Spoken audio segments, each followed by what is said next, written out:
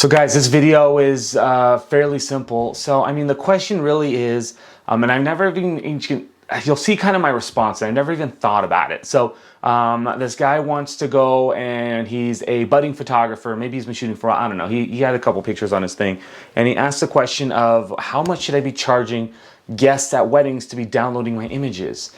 And I kind of went through the comments before responding, and I think everybody's on the same train as me. So guys, when I shoot a wedding, my client is hiring me. They sign a model release. They're paying me for the time that I'm there to document their friends and family in their day. In turn, I'm getting paid for the entire day that I'm shooting, and that's kind of what I like.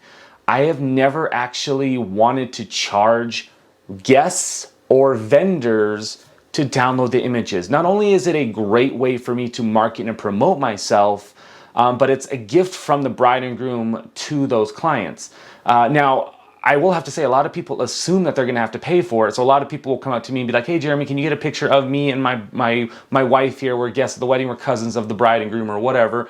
And then they're always like, will you send me that digital and I'm happy to pay for it. It's always a nice thing for me to say, hey, you know what? The bride and groom actually paid for all these already. So when the gallery goes up, you guys will actually be able to download it, and I'll provide a code, I'll provide a whatever, and they'll be able to download it. So we're specifically talking about digitals.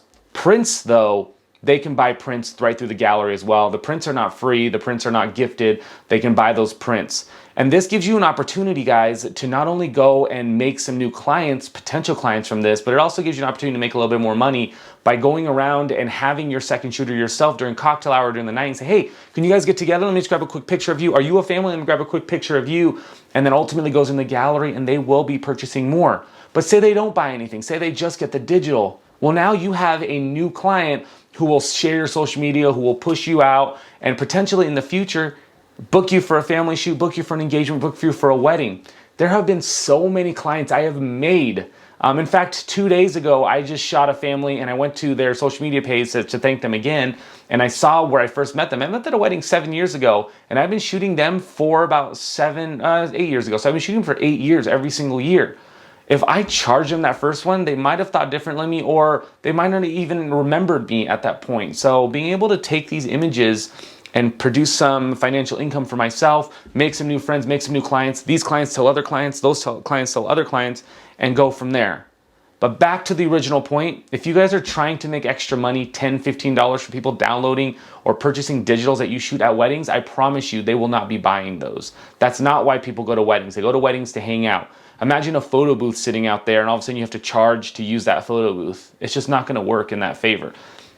Charge your client enough, charge your bride and groom enough that you know that clients will be downloading these images. Is it a ton? No, it's never a ton. I would say 20, 30 digitals get handed or passed down. I mean, honestly, if they don't allow digitals anyways, you know your client's gonna pull the digitals from the USB and give them to that person anyways.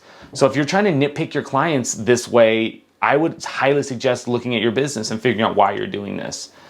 Hopefully that helps. Hopefully that wasn't too harsh at the end. Anyways, guys, thank you so much. I'd love to hear your comments. I will talk to you next time. Bye.